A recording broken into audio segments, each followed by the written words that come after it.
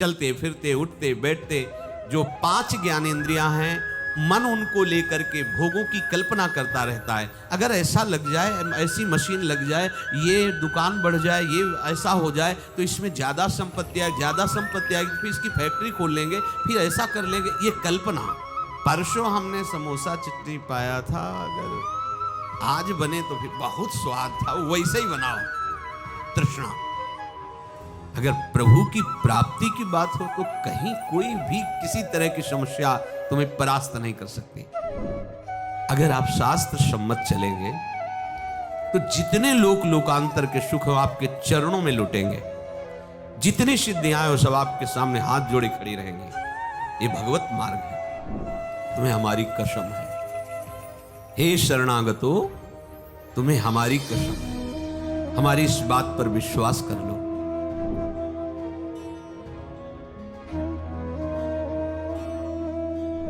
कल्पना।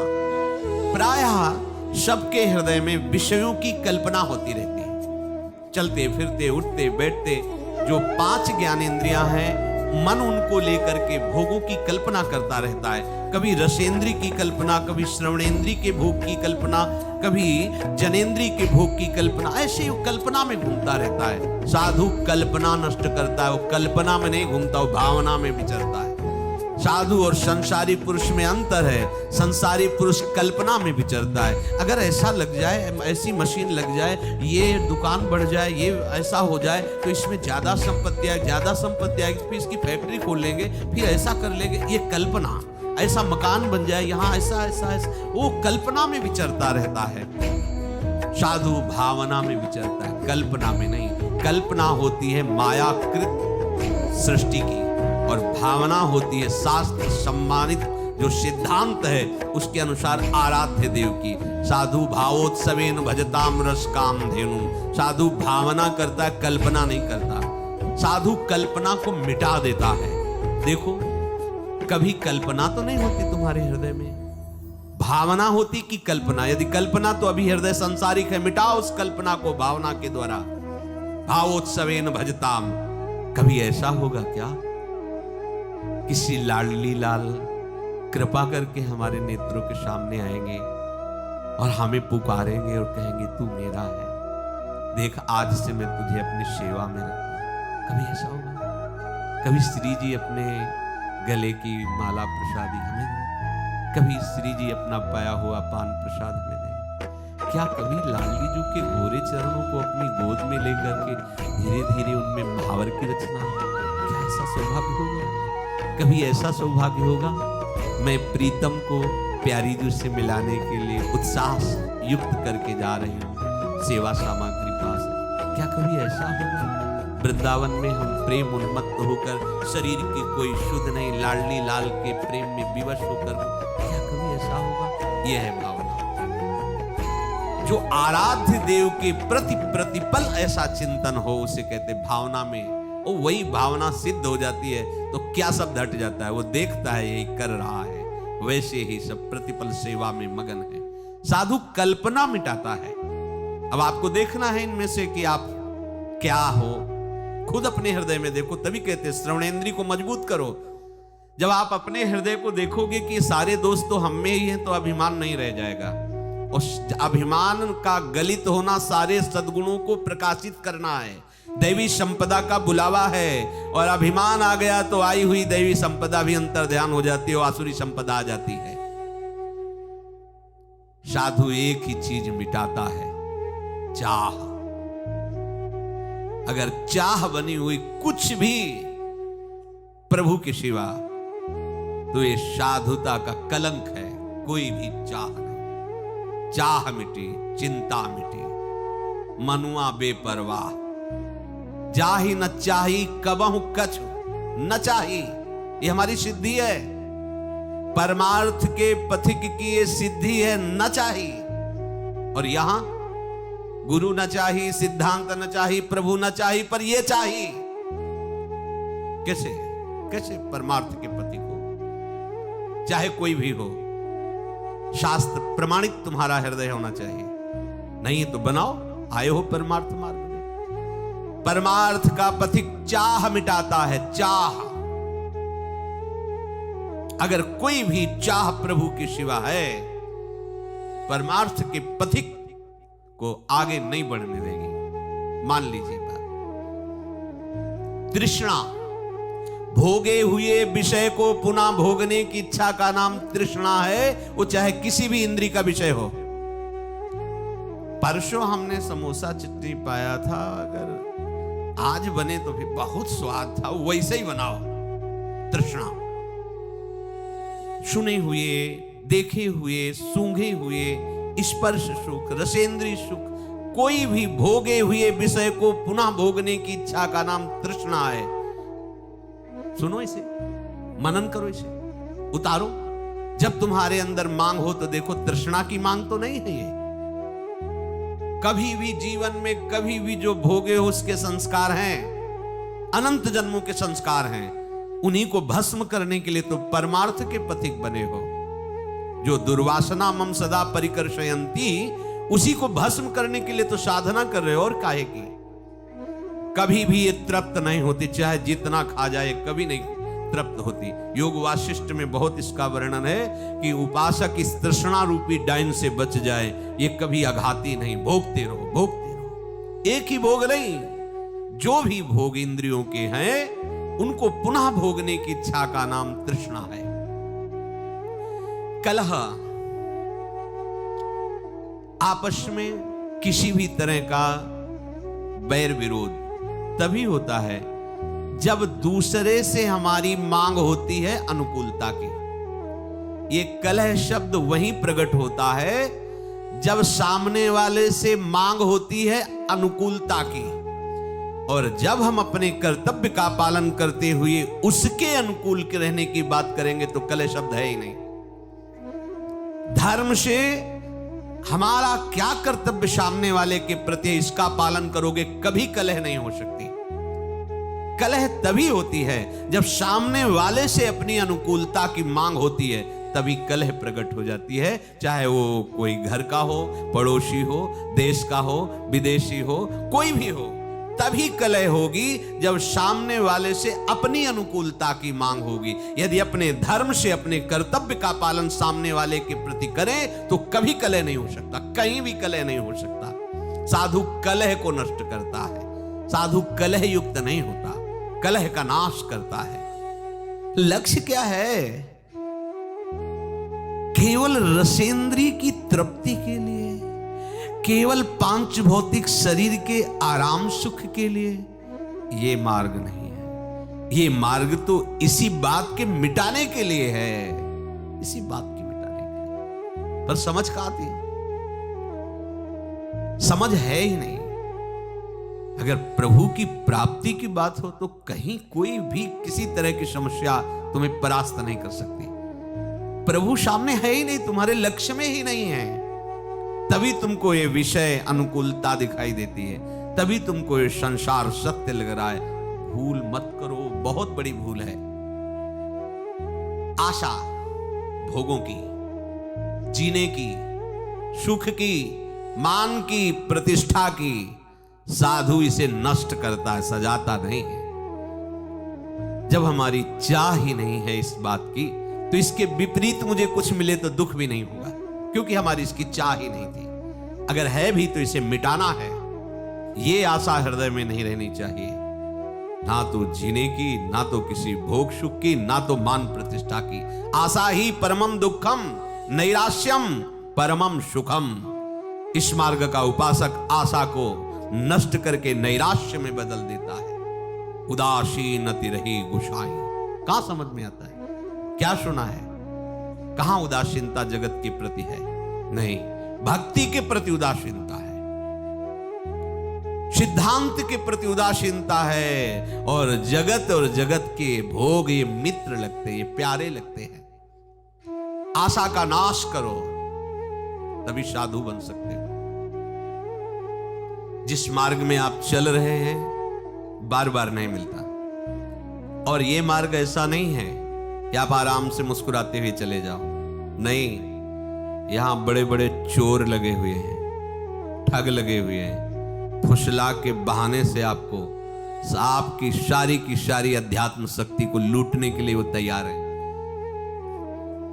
थोड़ी भी अपनी मान्यता और आग्रह आपको परमार्थ में नहीं चलने देगा। मान लो ये परमार्थ खिलवाड़ नहीं है, बहुत सुंदर खिलवाड़ है। दोनों बातें, जिसने मनमानी आचरण छोड़ दिया, गुरु वचनों पर चलने लगा, उसके लिए खिलवाड़ है परम पद। और जो मनमानी चलता है वो कभी भी इस पर्वत को लांघ नहीं सकता। नाना प्रकार की वासनाओं का इतना बड़ा पर्वत है, आप लांघ तेति दुर्गम शैल विशाला नहीं पार कर सकते। और यदि कृपा पात्र बन गए तो मूकम करोति वाचालम पंगुम लंघयते गिरिम। पंगुम लंघयते गिरिम, पैर भी ठीक नहीं फिर भी पार चढ़ जाओगे। यत् कृपा तम हम वंदे परमानंद माधवम, वो माधव की कृपा का जो आश्रय ले लेता है, सब कृपा पात्र वही होता है जो अपना आग्रह दुराग्रह नहीं रखता, केवल शास्त्र सम्मत मार्ग का अनुसरण करता है। शास्त्र क्या कहते हैं ये हमारी समझ ठीक नहीं बैठती, तो गुरुदेव क्या कहते हैं ये बात हमें समझनी होगी। हमारी श्रवणेंद्रिय कमजोर है, 5-5 वर्ष से सत्संग सुन रहे, कोई फर्क ही नहीं पड़ रहा। क्यों? क्योंकि लक्ष्य ही नहीं है भगवत प्राप्ति।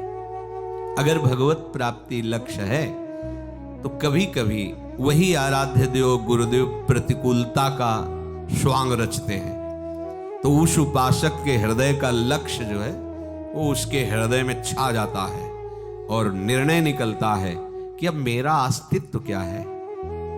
ये चाहे प्रशंसा करे, माला पहनावे या अपमान करे, निंदा करे, अब मैं बचा ही नहीं, ये अपनी ही प्रशंसा कर रहे हैं, अपनी ही इनका खेल है। अब मेरा अस्तित्व क्या है? मैं ये है जो भगवत लक्ष्य को दृढ़ता पूर्वक स्वीकार करके चलने वाला उपासक, उसकी ये स्थिति होती है, उसको इससे कोई परवाह नहीं होती। पर श्रवणेंद्रिय कच्ची है, सुना ही नहीं अभी तक। ये आश्चर्य की बात। पानी में मीन प्यासी मुझे सुन सुनी आवे हांसी, जल में खड़ा है भी प्यास प्यास रट के मर रहा है।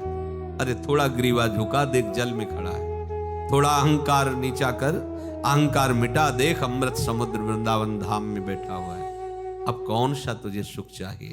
पर जब तक अहंकार है, वृंदावनी इह विधि बशय तज के साबाभिमान, केवल अभिमान शब्द नहीं लिखा, साब विद्या रूप महत्व गुण धन जोबन अभिमान, सठकंटक देखे जहां रहे न भक्ति निदान। आए किस लिए? भगवत प्राप्ति के लिए। अगर नहीं तो समय नष्ट मत करो, एक मार्ग चयन करो, या तो प्रवृत्ति मार्ग या तो निवृत्ति मार्ग। निवृत्ति मार्ग तुम्हें अगर केवल इसलिए लग रहा है कि खान पान विश्राम और सुविधा, तो भूल मत करना, बहुत ही आपको भ्रम में फंसना पड़ेगा। मेहनत करो, अन्य जीवों को सुख पहुंचाने की चेष्टा करो, नाम जप करो, स्वयं खाओ, दूसरों को खवाओ, प्रवृत्ति मार्ग।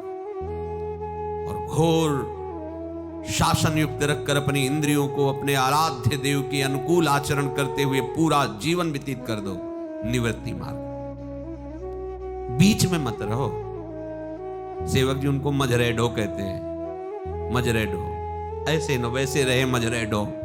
ये बीच के लोग हैं, ये न घर के होते हैं न घाट के होते हैं, इसलिए बहुत सावधान। हर उपासक अपने लक्ष्य को प्रतिपल सामने रखे।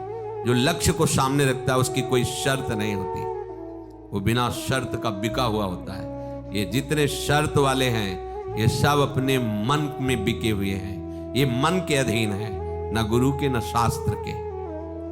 बहुत सावधान। अगर आप शास्त्र सम्मत चलेंगे तो जितने लोकांतर के सुख आपके चरणों में लुटेंगे, जितनी सिद्धियां वो सब आपके सामने हाथ जोड़े खड़ी रहेंगी। ये भगवत मार्ग है, इसके लिए थोड़ी आपको भगवत मार्ग का प्रयोग करना है। ये तो बाधा रूप से आपको घेर लेंगी, इसके लिए हमें आराधना थोड़ी करनी है, ये हमारा लक्ष्य थोड़ी है। सही पूछो तो लक्ष्य को ढकने के लिए आपको घेर लेंगी। और आप प्रभु के दास हैं, अनंत ऐश्वर्यशाली प्रभु आपके स्वामी हैं, तो मृत्यु लोक का ऐश्वर्य क्या चीज है? अरे ब्रह्मा का भी परमेष्ठी पद बहुत हल्का लगता है, जो हरिदास है, ब्रह्मा का भी पद बहुत हल्का लगता है। इन भोगों के लिए वो आराधना का प्रयोग करे, साधु वेश का प्रयोग करे, अपने शास्त्र ज्ञान का प्रयोग करे। ये तो बहुत ही बड़ा ज्ञान है, मान रहा है अपने को ज्ञानी। इसलिए सावधान। यही परलोक सकल सुख पावत, मेरी सो भैया कृष्ण गुण संच। आचार्य चरण को शपथ देने की क्या जरूरत थी? विचार करके देखिए। तुम्हें हमारी कसम है, हे शरणागतो, तुम्हें हमारी कसम है, हमारी इस बात पर विश्वास कर लो। क्योंकि जानते हैं, पाए जान जगत में सब जन कपटी कुटिल कलयुगी टंचु। ये सब कलयुगी जीव कलयुग के द्वारा मलिन किए हृदय वाले, कपट छल वाले हैं, संशय वाले हैं। इसलिए कह रहे, मेरी सो, तुम्हें मेरी शपथ है, यदि तुम कृष्ण के गुणों का गायन करोगे, उनका चिंतन करोगे, मनन करोगे, तो तुम्हें इस लोक में भी और परलोक में सदा सुख ही सुख मिलेगा। तो हमें सुख लक्ष्य करके प्रभु का भजन नहीं करना। लक्ष्य भजन है, ये अपने आप आपको पीछे पीछे डोलते नजर आएंगे। सावधान। ये श्रवण मनन में बैठा लो। आपकी श्रवणेंद्री बलवान होनी चाहिए। श्रवण से ही शरणागति होती है और श्रवण से ही शरणागति की पूर्ति भी होती है। यही प्रारंभ है और यही विश्राम है। आपका श्रवण ही कमजोर है, तभी आपका परमार्थ संबंधी स्वेच्छाचार नष्ट नहीं होता। यदि श्रोत्रिय आप बन जाएं तो ब्रह्मनिष्ठ होने का मार्ग मिल जाएगा, पर श्रोत्रिय ही नहीं हो पाते। तुम्हारे श्रवण कमजोर हैं। यदि श्रवण ऐसे हो जाए जिनके श्रवण समुद्र समाना, कथा तुम्हारी सुभग सरिनाना, भरे ही निरंतर पर हो ही न पूरे। रात दिन भगवत नाम, भगवत चर्चा, भगवत चरित्र, भगवत सिद्धांत सुन रहे, पर श्रवणेंद्री कभी ये कि अब हो गया बस, अब क्या सुनना, ऐसा नहीं। समुद्र में जैसे कई नाम रूप वाली नदियां मिलती हैं जाकर, पर समुद्र अपनी मर्यादा में रहता है, कभी उफान नहीं करता। ऐसे प्रेमी की श्रवणेंद्री समुद्र है और ये भगवत चर्चा कई तरह की नदियां हैं।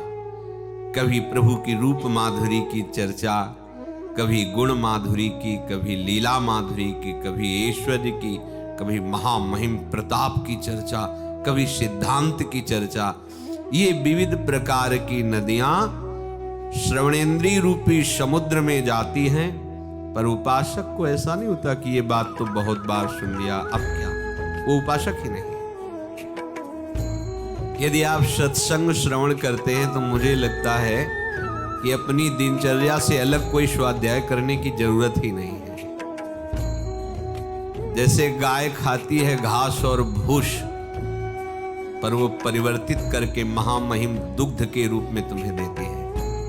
ऐसे बड़ी कठिन तपस्या, बड़ी साधनाएं करके महापुरुषों ने शास्त्र का अनुभव किया और वो अमृत में दुग्ध तुम्हें श्रवणेंद्रिय से पान करा रहे हैं। तुम्हें अब घास खाने की जरूरत नहीं है, भूस बटोरने की जरूरत नहीं है। तुम्हें तो दूध और घी मिल रहा है, खाओ और स्वस्थ हो जाओ। स्वस्थ अपने स्वरूप में स्थित हो जाओ। जो शब्द सुने उसे अपने में देखें कि है कि नहीं है। अगर अपने में नहीं है तो उदास होकर उसे धारण करने के लिए तत्पर हो जाना चाहिए। यही उपासक का लक्षण है। अगर मनमानी आचरण, तो हमें लगता है कि उसका लक्ष्य ही नहीं बना भगवत प्राप्ति। नहीं, ऐसा कैसे हो सकता है? कोई भगवत प्राप्ति का लक्ष्य बना के फिर शास्त्र और सद्गुरुदेव के विरुद्ध आचरण कैसे कर सकता है? कर ही नहीं सकता। उसका हृदय भयभीत हो जाएगा, उसको भारी अशांति हो जाएगी कि जीवन है किस लिए मेरा। पर जिन्होंने लक्ष्य बनाया है विषय, शरीर सुख आराम, और वेश बनाया है उस सुख और आराम के लिए, वो कभी शास्त्र सम्मत मार्ग में चल ही नहीं सकते।